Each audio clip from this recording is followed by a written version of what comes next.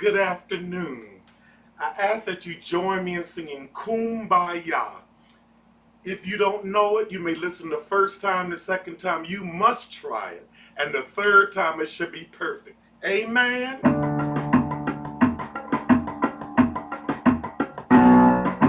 Kumbaya, my Lord, Kumbaya.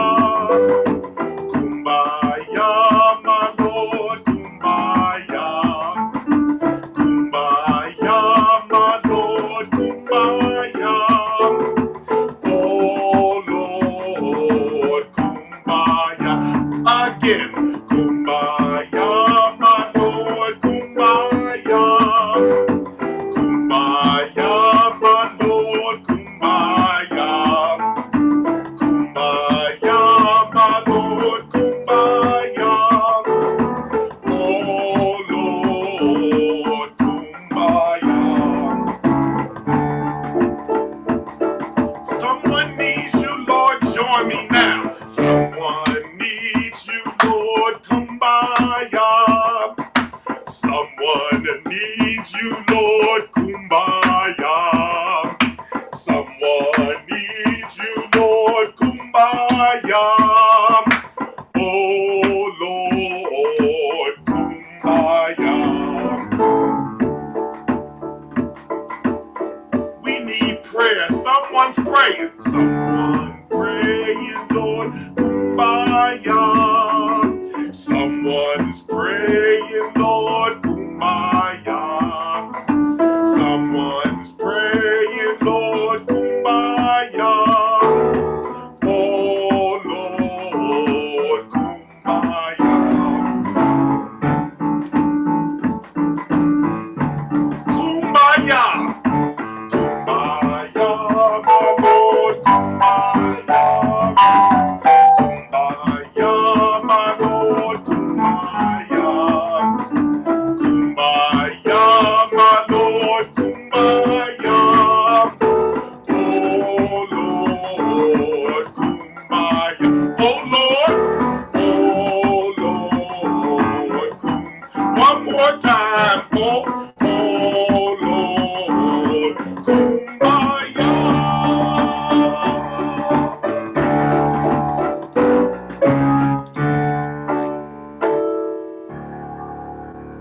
Thank you so much. Thank you so much. Thank you so much, Keith. Welcome, everyone, to Tuesdays for Nurture. I'm your host, Tracy Howe Wispelway, Minister for Congregational and Community Engagement at the National Setting of the United Church of Christ. Tuesdays for Nurture is a Tuesday webinar series which we faithfully focus on education for the people of God. Topics from faith-filled politics to interviews of key leaders to how-tos in congregational life, to the impacts of current realities on the life of the congregational church. Each webinar will include clear suggestions on what you can do to change the church and the world towards the world God imagines for us.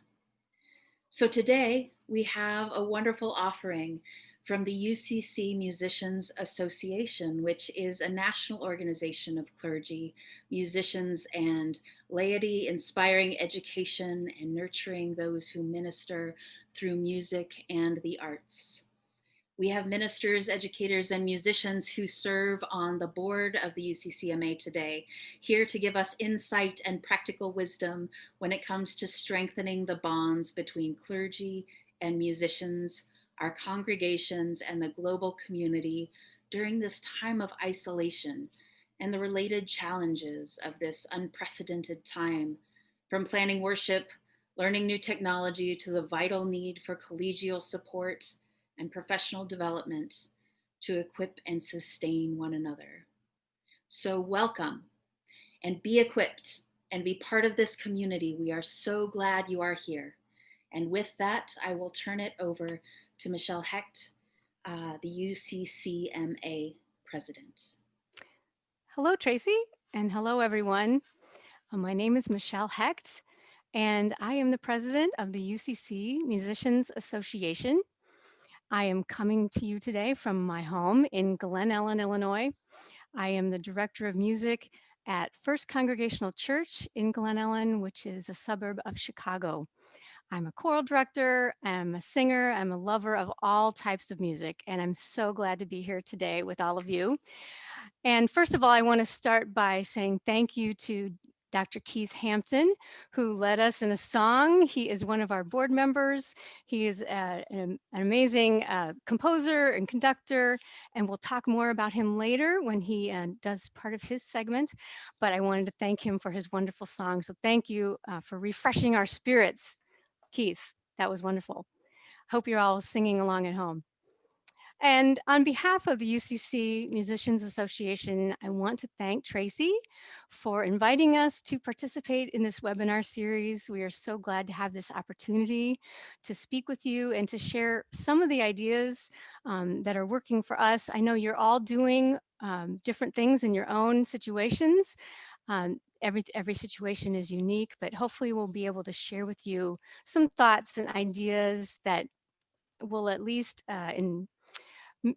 commiserate, maybe, if not inspire, um, and know that we're all here together to support one another. We have 5 of our board members here with us today, myself and 4 others. We have a board of about 14 people across the country, and I will be introducing to them as they speak today. We've divided this presentation into 3 segments.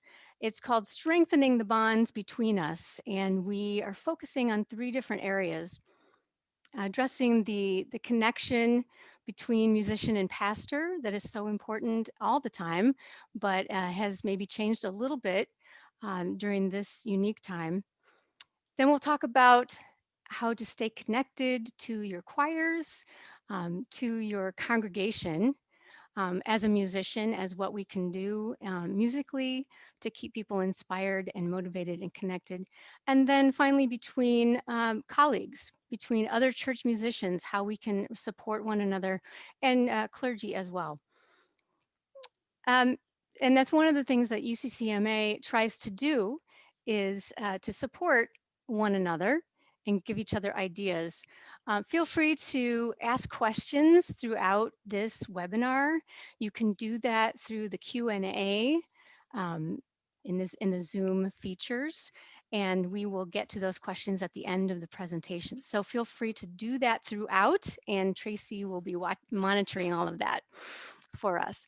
So first, a word about UCCMA and who we are. We are a nonprofit national organization. We've existed for about a little over 25 years, with a membership made up of musicians, clergy, and interested lay people. We're a grassroots, member-supported organization run entirely by volunteers. And our board members, as I mentioned, are all across the country. We actually have all 4 corners. Florida is part of it, Maine, and across the country. As Tracy said, our mission is to inspire, educate, nurture, and those who minister through music and the arts. And one of the biggest things that we do is, and how I learned about UCCMA 10 years ago, is we offer a national conference every other year in the summertime. And we had one last summer in Madison, Wisconsin. And we are planning one for this coming 2021 in July 8th through the 11th. And it will take place in Glastonbury, Connecticut.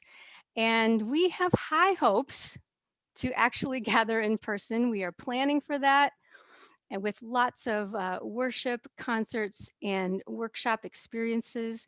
But we are also preparing for the possibility of hosting a virtual conference, or perhaps even a hybrid, as none of us really know what the future holds at this point, but we are planning for it anyway, with things that will inspire.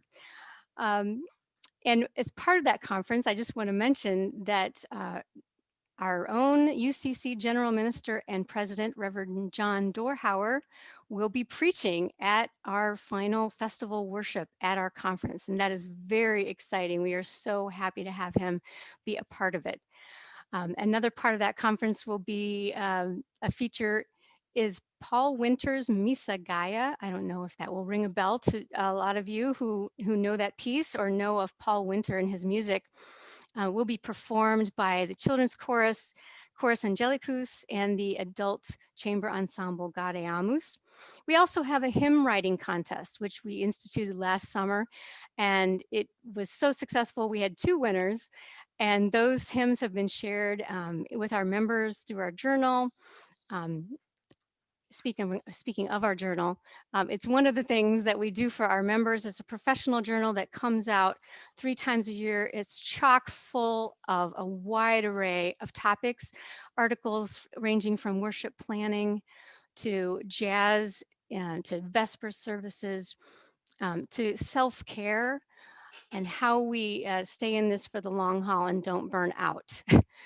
So those are some of the things that we try to do as our organization to support our members.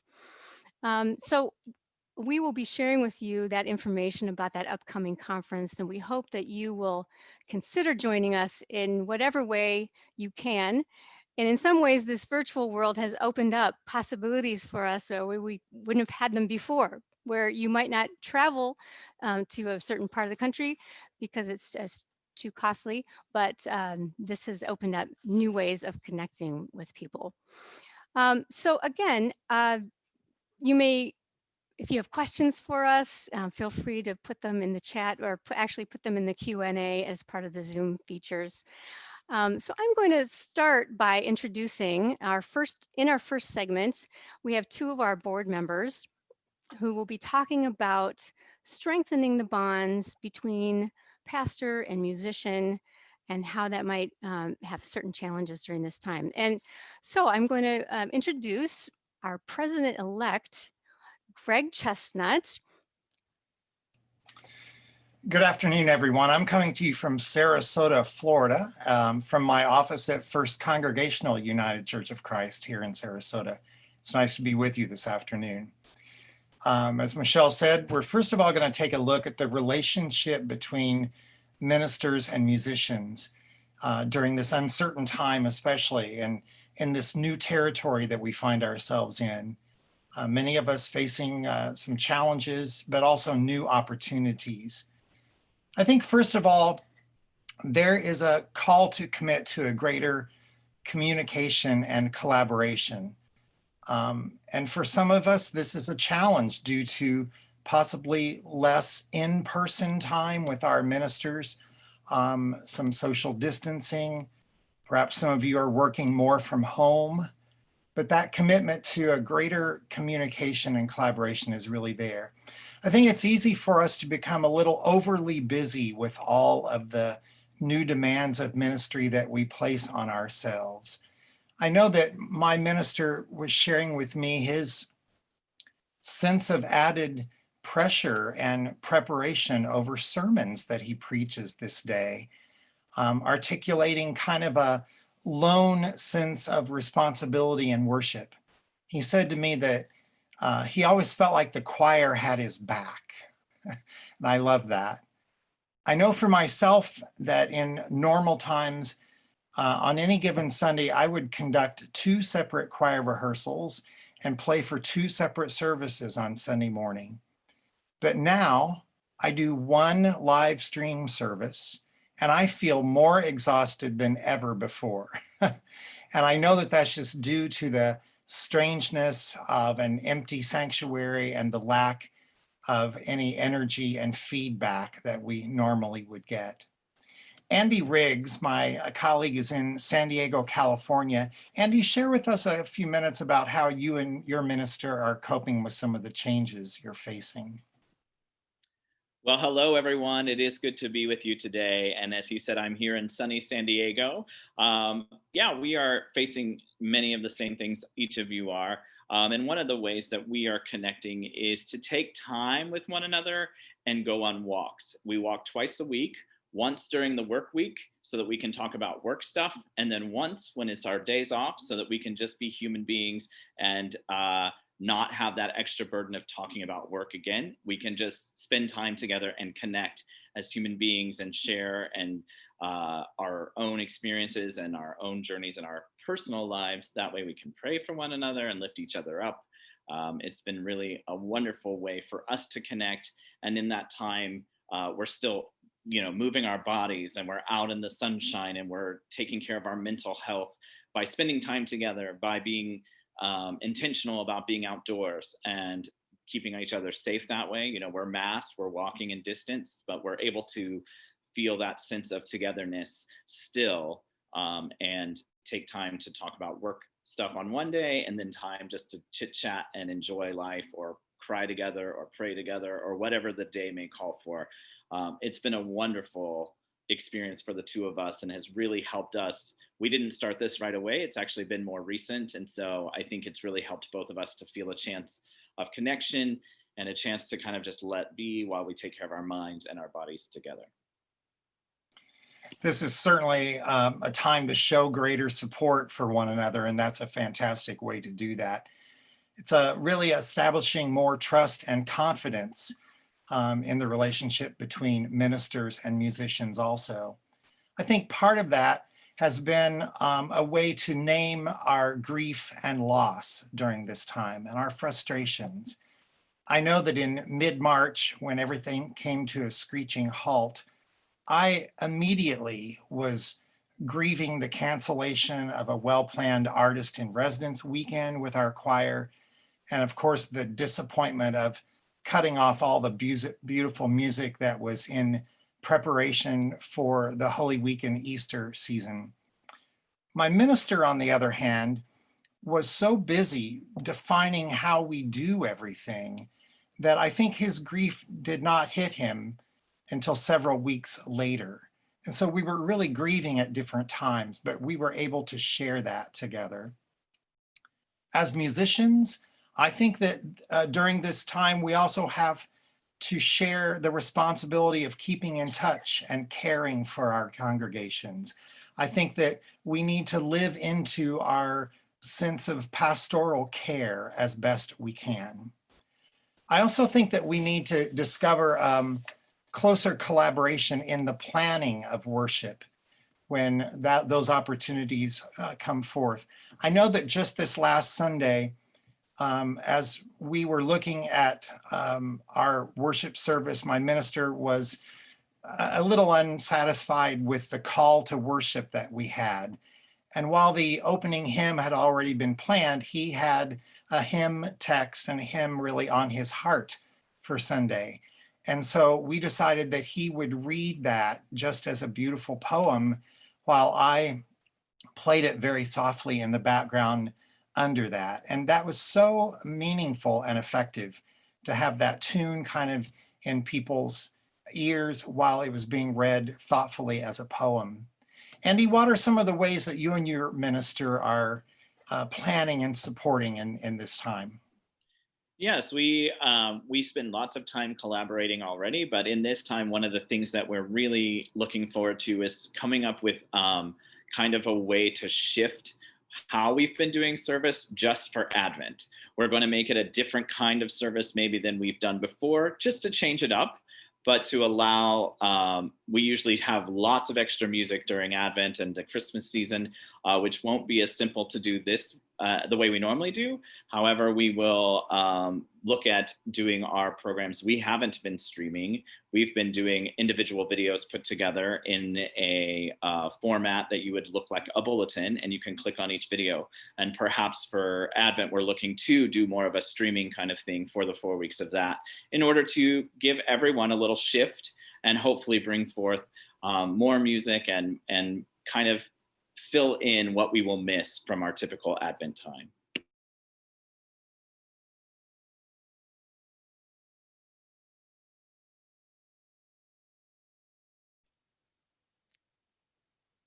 Greg, you need to unmute.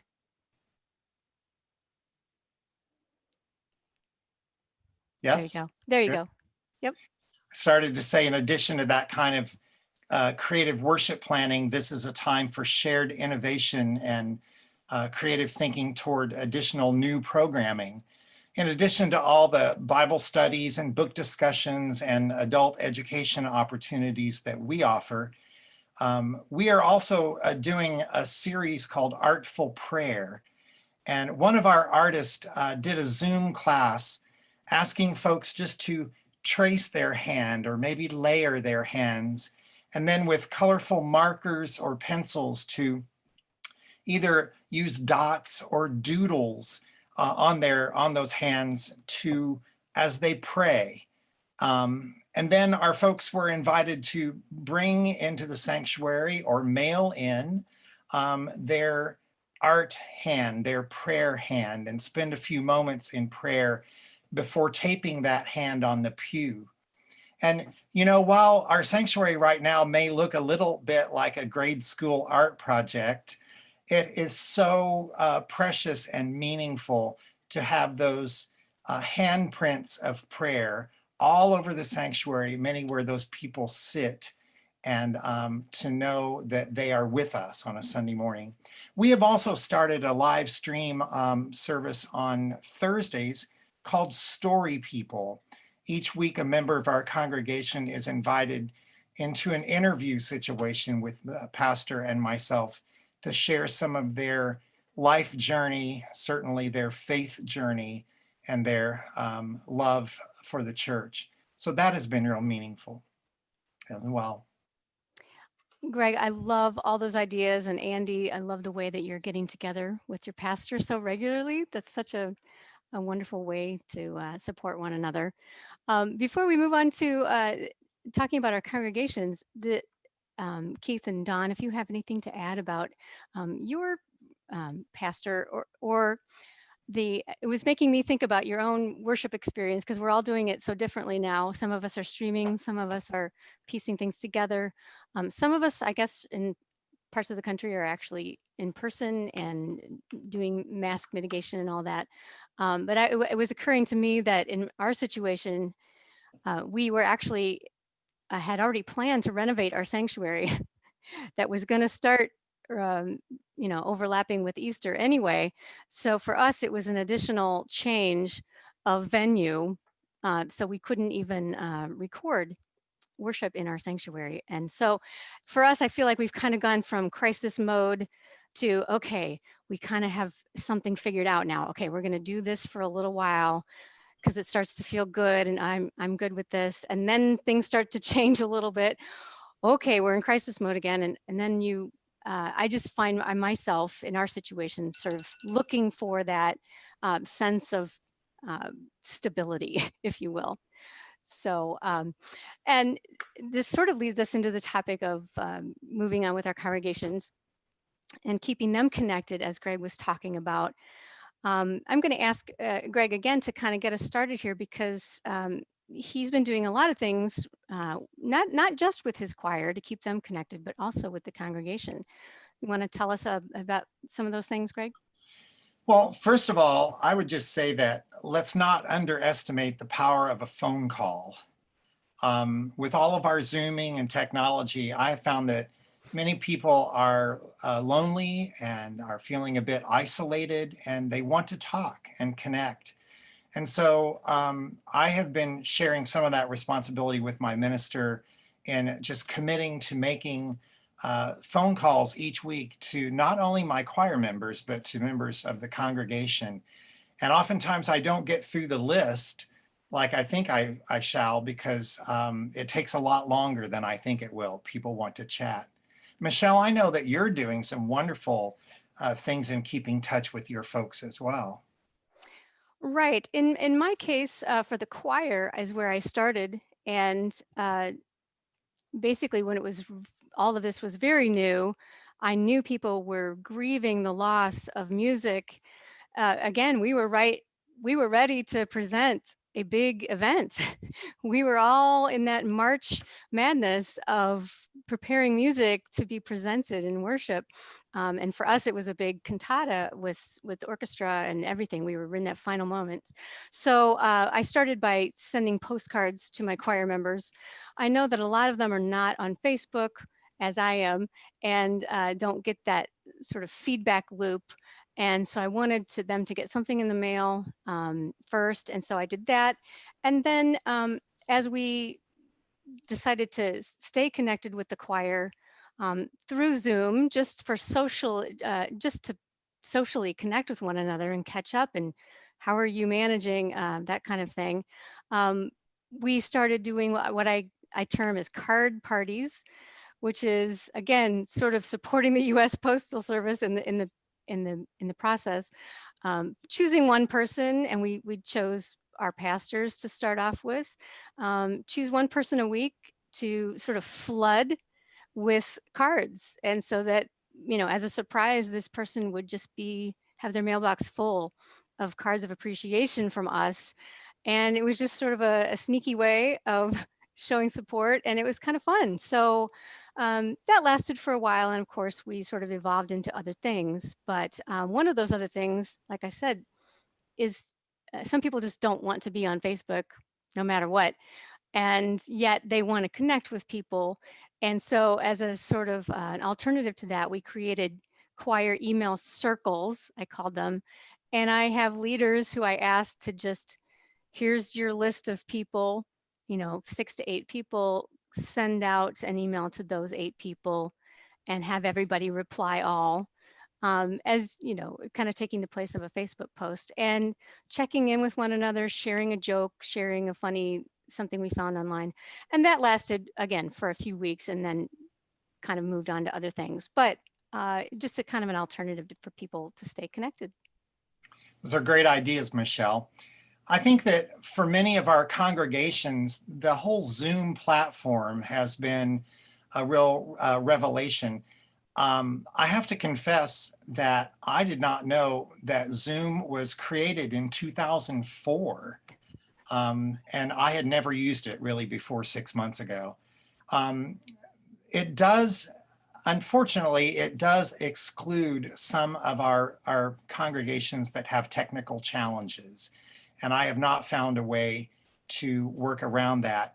But we have found many advantages to Zooms, in addition to the obvious that it's a very effective platform for meetings. But we've had Zoom, let's call them social hours, that are just wonderful chaos where everybody is in the room at once visiting. We have found that Zoom memorial receptions after a memorial service have been very effective for our folks. It is allowing a connection for people from very remote locations to be present and to share stories with those friends and families. And then on Sunday mornings following our service, we have been offering Zoom coffee hours.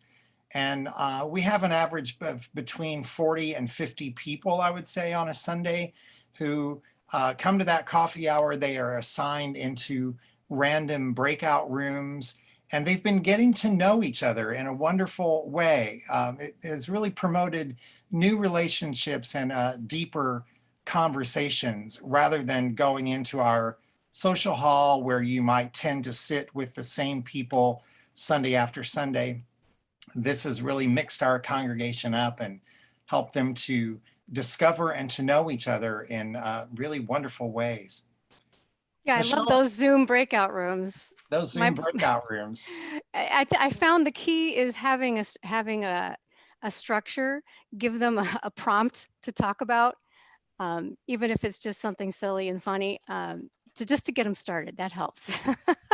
But one of the things that I've been doing to connect with the congregation, because I talked about the choir, is early on in this, our leadership, our pastor just said, let's figure out what we can offer, through our communications with people. We already send out a weekly e-blast, if you will, communication with lots of links and photos and videos and announcements. And what we did was we assigned each day of the week a different thing. And so for all summer long, it was Musical Mondays. And so that was me. And so I was creating content. I was curating music from past worship services. I was creating new videos for kids. I love camp songs. So I was doing camp songs in my backyard, making videos of those and sharing them, or just things that I would find online, these virtual choirs that would be very inspiring and so forth. We have, now that the program year is starting, we have eased up on those, but it was, people really responded, and it was directly from me to the congregation, and so they could reply to me with their comments. Oh, I loved that video. I loved hearing so and so sing that solo from 3 years ago. And then another thing we've done is these virtual concerts. We have a musician on our staff who's a wonderful jazz pianist and also a composer, and he's just finished his 3rd concert. We've done one about every other month, and we've gotten better with the technology. The first one was pretty rough, but now we've learned to pre-record. Pre-record is the answer. Keith is nodding his head. Yes. Yeah, that's the way you get the best sound. Although I know the professionals have probably some other methods, but for us, pre-record and then put it up on YouTube. And we create an event around it so that it feels like it's live. We've supported local restaurants, and we've created a fundraiser, made it a fundraiser for one of our missions. So it's been really a wonderful way to keep people connected. And I know, Greg, you were going to talk more about Choir Zoom in our last few minutes here on this topic. Yeah, choir Zoom rehearsals have their unique set of challenges. I think every choral director in the nation would say that. And to be very honest, it does not come close to taking the place of a room full of people taking that breath together and making sound together. But it's the only thing that we have right now, and there are a lot of things that we can do. It does require everyone to be muted, so they cannot sing together. So they're singing as individuals from their own homes. But I have realized the advantages of how that connects them and keeps them connected socially and spiritually. And musically, I've been able to kind of redefine my set of goals for each rehearsal, and they've changed. I think that I believe that it's important to keep up their vocal skills. So we do fairly extensive vocal warm-ups, keep their voices really in shape, just as an athlete would stay in shape physically. We've been working on theory and sight reading and their oral skills during a rehearsal time in Zoom. We've been listening to an example of a fine chorus, singing a piece, and then developing critical listening skills for them, talking about form and diction and dynamics. I have been selecting a little more accessible music to actually rehearse, to have them sing, focusing a bit more on a cappella music that doesn't require a piano accompaniment, and also mixing in some familiar music, some of their favorite things, some real comfort music during this time of Zoom rehearsing. Absolutely. Yes, we are using new literature too. We're learning new literature for that time when we will come back together, which I believe that we will have that choral art again in our future. So we'll be prepared with some new notes along the way as well. Yes, I totally agree with you, Greg. Nothing can replace the sound of a choir when you're singing together. I almost can't remember what it feels like anymore, but it's in there somewhere. And we too have been rehearsing our choir on Zoom. I have a co-director who works with me, and we try to rehearse, like you said, some familiar music, something that's comforting to us, not in parts, just sing melody. And then we are actually trying to tackle some new stuff, and then we socialize. So it's a multifaceted thing, but we can't have 2-hour rehearsals. People just can't, they can't do it. I mean, I know maybe Keith does with his community chorus, but you know, for our church choir and everybody with their work, they're on Zoom all day. So they're not ready to spend another 2 hours with me. So I have to be brief and make it really meaningful. And some of the things we do are just for fun. So we have theme nights. So we'll have beach night, and you know, people come and, you know, their sunglasses and their flip-flops and a Hawaiian lei maybe around their neck, and they change their virtual backgrounds And that's kind of fun. Or Western night, you know, just, or wear red shirts. I mean, it could be really simple, but I was surprised at how much, exactly, Keith's already ready for that, how much that resonates with people. And for us, you know, I think we find that for our choir singers, it's scary, right? Because this virtual choir business, even if you're not going to produce a video at the end, even just in this virtual world, they're singing on their own. And these people who sing in choirs, a lot of them are there in choir to be surrounded by other voices. And that's just, it's a scary thing. So we as music directors have to be as comforting and create as safe a space as possible for people to explore their own voice that they maybe not have heard for quite a long time. And so as we're talking about these strategies, we want to share with one another what we're doing, because we're all asking, what's working for you? What's working for you? We want to know. And as one way to kind of share with your colleagues is to reach out to some of these organizations like UCC MA, to find other people in the same boat. So I'm going to lead us into our final segment, talking about strengthening the bond in the global community, but particularly with our colleagues in the same profession. And I'm going to introduce our final board members here. Don Shire from Minnesota. I'm going to let him talk in a second. And then also Keith Hampton will be talking with him. So Don, talk to us about strengthening the bonds globally. Well, hello, everyone. I'm glad to be here. And I'm from the Minneapolis area. And we've talked about the importance of our relationship with the pastor. We've talked about the congregation, but we need to be fed. We need to have pretty much what we're doing today. We need an arsenal of people that we can call upon to say, do you know how to do Zoom with the choir? I don't know how to do it. What do you do? Okay. So we understand already the importance of connections and colleagues, but when you have people out of state, across the country, in different parts of the United States, you add a richness and diversity to your arsenal, because communities are different. If everyone in your neighborhood community who does your job looks and sounds like you, you're not going to get the richness that you would have from a global connection. The best way I can demonstrate that for me is to tell a couple stories about what's worked for me.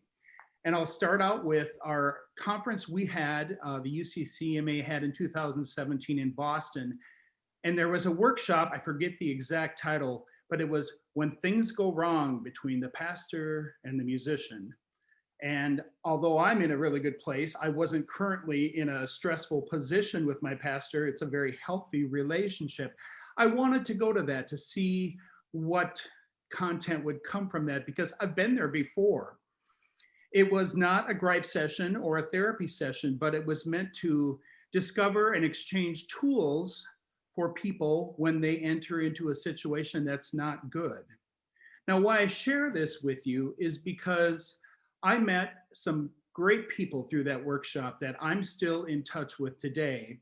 And over the years, since 2017, 2 of the people have reached out to me during that time. And they needed to have some really sticky conversations with their pastor because things were not in a good place between them. One musician was dealing with a pastor who had a different sexual orientation than that of the musician, and they were in a congregation with about a choir of 6, not much diversity at all. I hail from Minneapolis, so I had a few suggestions and good talking points that were healthy and, you know, not offensive and this and that. And it ended up to be a happy ending. The conversations went well and this and that. And that was from a person cross country from me. That was in Boston. So in Madison, our board built a lot of time and planning so that that conference would provide opportunities to minister to the minister, meaning that we are all so busy, no matter what your role is, we give and we provide and we minister and we nourish. That's our job. But it's easily done in a way that leaves us empty because that's always at the last of our to-do list. Oh, meditate, yoga, pray, you know, that's always, you know, light the candles. That's stuff we save for our time, and oftentimes it just doesn't happen. So in Madison, a meditative labyrinth, anointing of all the hands and giving thanks for the thousands of hours that our hands have made music, which was wonderful. And ministering to the minister workshop, I again met people from across country that, had we not had this COVID thing, we would have had a visiting bell choir come our way this spring. They're on hold, they're tour again, but because of that global connection, I've got a choir coming to perform from across the United States to see us.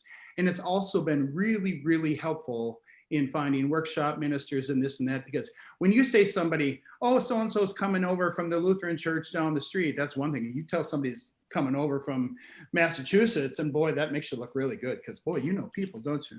So those are a couple of my stories, and the fact that I'm on this call today is exhibit A of how important global connections are, because for me, they have expanded and enhanced my ministry. I learned about the UCCMA through Greg in Florida, went to a conference in Boston, was elected to the board, and then went to Madison for another conference. So in these times, in these COVID times, when we need as many tools and people in our arsenal to draw from to keep things fresh and new, we're not seeing our local colleagues at concerts and workshops and church services. So we need the support of global connections. How do we do that during these times? How do we strengthen those bonds? Join us. Join us. I think that would be great. We would welcome you with open virtual arms. Exhibit B is another UCCMA global connection for me. It's Mr. Keith Hampton from the Chicago area, and I am pleased to let him take this conversation. Thank you, Don. I'm just bursting with excitement and enthusiasm when I begin to talk about the benefits of the UCC Musicians Association. Before I ever joined, my dear friend Michelle had invited me to her church in Glen Ellen to lead her choir the Sunday after Easter, which she normally gives them off, but they were going to be singing Praise His Holy Name, and they were gracious enough to come and allow me to lead the worship service out in Glen Ellen. But I've gotten many professional benefits from being a part of the UCC Musicians Association. In 2015, the association's conference was held in Elmhurst, Illinois. And the Chicago Community Chorus, where I'm happy to say I am the artistic director and the founder of the chorus, was the featured performer at their opening concert. During this conference, I led a workshop on the spiritual and gospel music. It's there that I met Greg Chestnut, who invited me to come to his church in Sarasota, Florida. I'm from Dania Beach, Florida, which is 3 miles south of Fort Lauderdale or 30 miles north of Miami.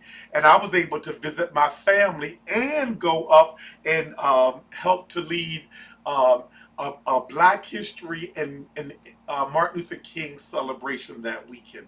Thank you, Greg. In 2017, I got to go to the conference which was held in Boston, Massachusetts. And there I was reunited with my dear friend and colleague, Nick Page, who was one of the headliners. And I also participated in the handbell choir, and I took the African drumming class. And I've got a funny story about that, because after the African drumming class, they put the drums for sale. And you can see I'm holding one of them. I've got a larger one here and here. And at the end, they were on sale, and everybody was looking at the beauty of the drums. And I remember looking at the price list, and I thought the most expensive drum was only $50. And I thought that was going to be this drum. And everybody wanted it. Oh, I just want that drum. And I talked so much trash. You can't have it because I'm going to have it. I'm Keith Hampton. I'm on the board. That's all mine. And I'm going to get a medium drum. And I was expected to pay $100 since the most expensive was about $50. And I figured I could get 3 drums, African, made beautifully for $100. When I got to the table, after talking all that trash to everybody, the bill was $600.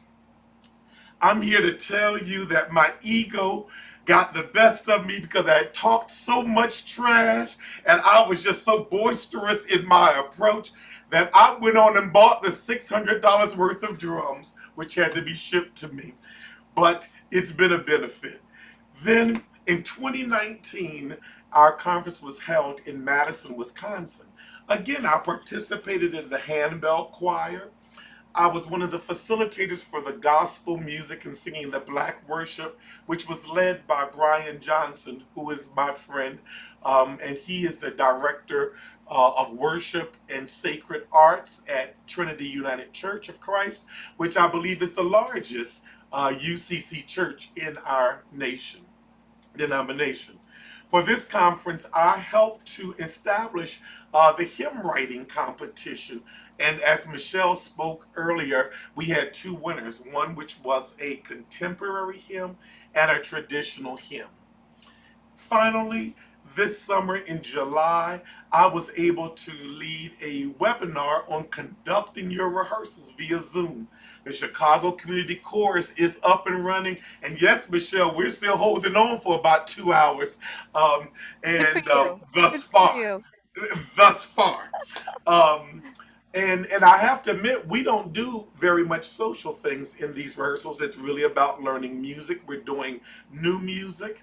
We are planning on having a Song of the Season concert, which we will pre-record and then air on YouTube. This past weekend, I was honored to be the guest conductor for the Montana Conference Choir. We rehearsed virtually and we produced a virtual choir video. And some of the challenges are still evident. There was one scene where I was conducting and you saw half of my body but no head. And right next to me, you saw some more of my body but still no head at the same time. But the baby sang anyhow, amen, to the glory of God. Amen. And they used this video during the closing worship service at the conference. So all I can say is that I have nothing but enthusiasm. I have nothing but joy. I want to encourage all of you to join the UCC Musicians Association because there are many benefits. There's comfort, there's joy, there's camaraderie, there's support. We are inclusive, we are collaborative, and above all, we are simply excellent. And I just thank you so much for your time. Thank you, Keith. That was wonderful. And thank you, Don. Thank you, Andy. And thank you, Greg, for your observations, your comments, your suggestions, and your conversation today.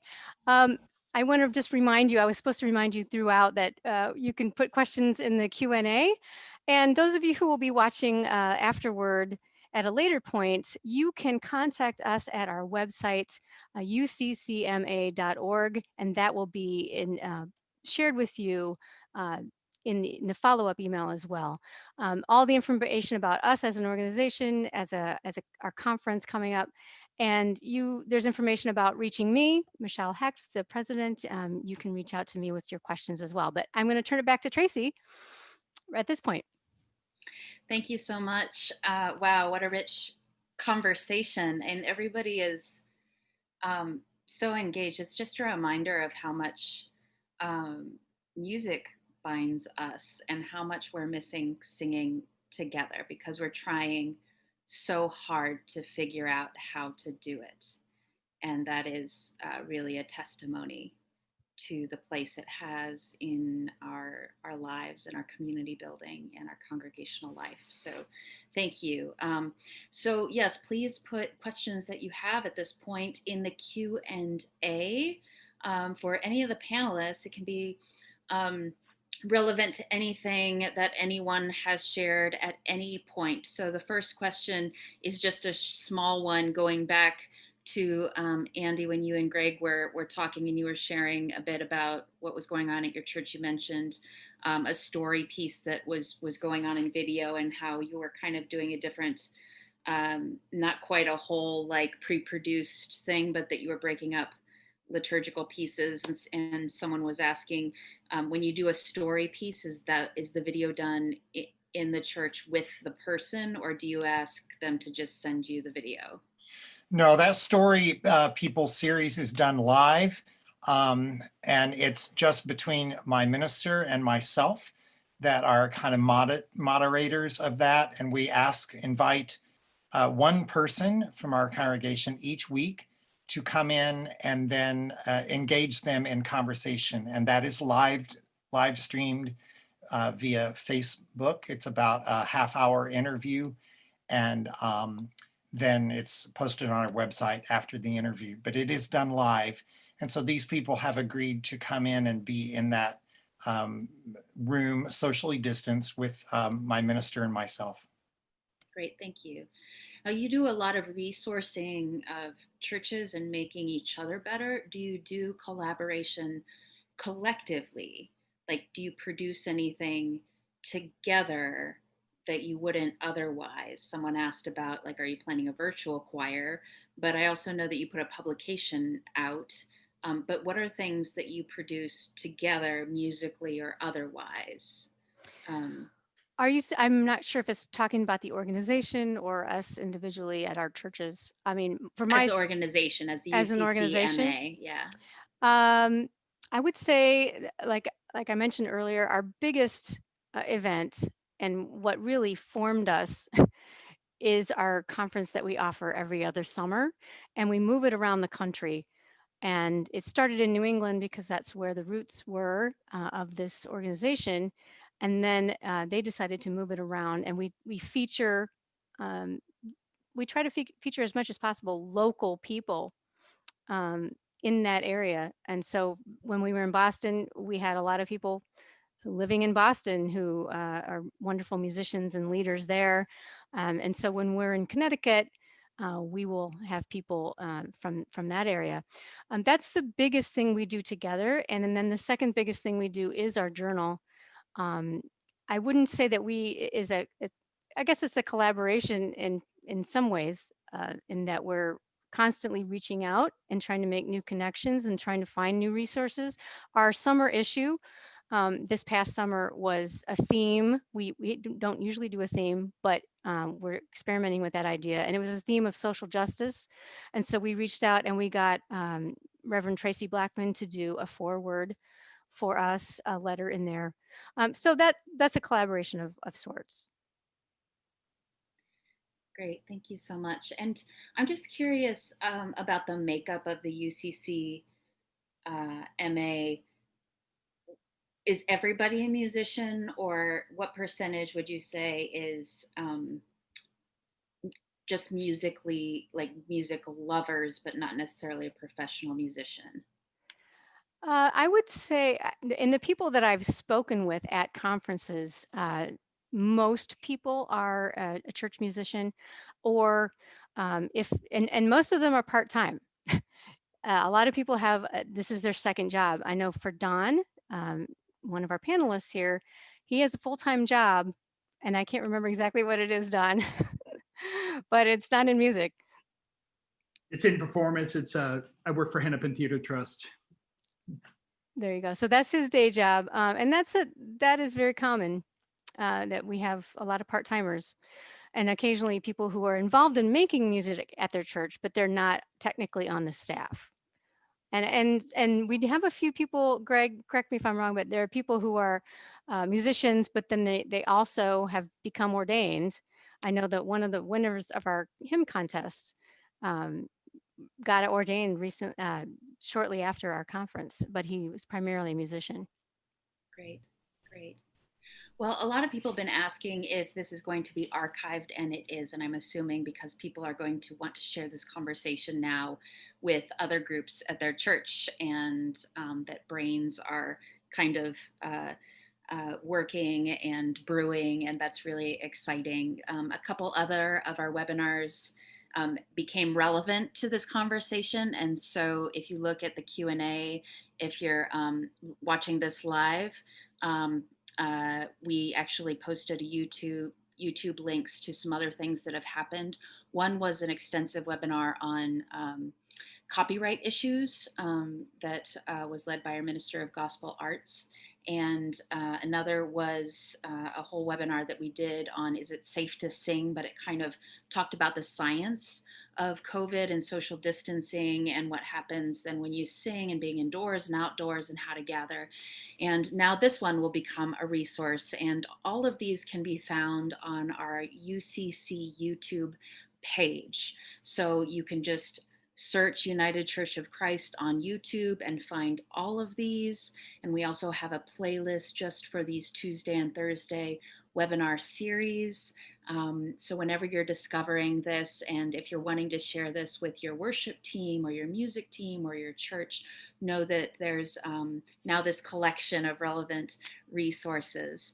And if you registered ahead of time, you're going to get a collection of resources also from UCC MA.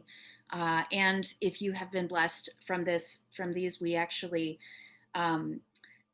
we started this as an offering as COVID set in, and we knew that everybody was going to have to pivot, and the national setting did too. And so we do take the time and ask you to consider making an offering to the wider church. And I'm going to ask Jennifer now to just kind of play a little video that we've prepared that shows you how you can do that.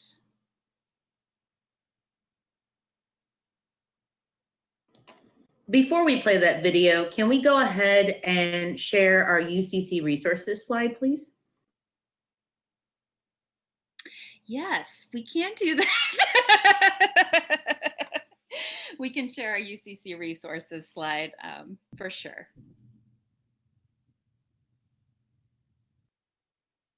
So our UCC resources slide is UCC Resources, of course, equips and creates resources for the local church. And right now we're highlighting stewardship season. Stewardship season in the time of COVID creates a lot of challenges. And so you are not alone. You are not alone. As you prepare for stewardship campaigns this fall, consider using beloved love materials from the United Church of Christ. So these materials draw on the language of the three great loves. Crucially, the materials root stewardship in our core values as the United Church of Christ. A campaign resources document will help leaders implement the campaign in their congregation, and these stewardship materials will help you tell the congregation the story of your impact in the community and connect your ministry to the larger story of our Christian movement.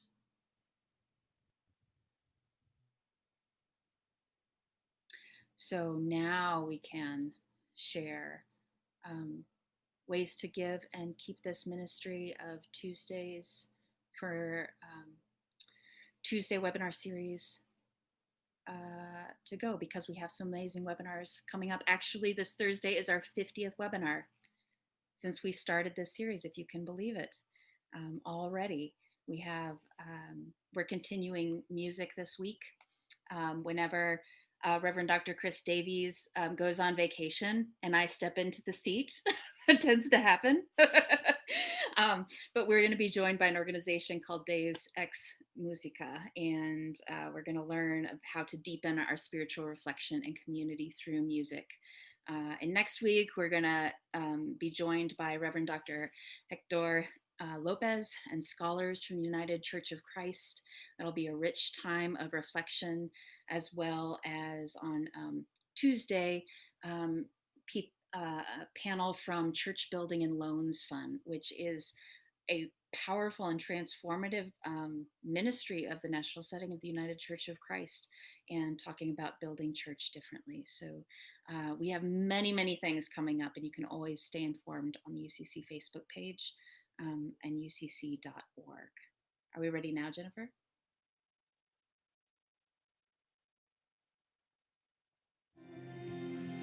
Siblings and sisters and brothers in Christ, if this conversation has moved you, if what's been offered here has helped enhance your ministry or your soul, please consider donating towards the annual fund of the United Church of Christ by texting UCC to 41444. Your support will help programs like this in the essential work of the United Church of Christ. Thank you for your support. Be blessed into the rest of your day and know that you are not alone, and we are holding you in prayer. Amen.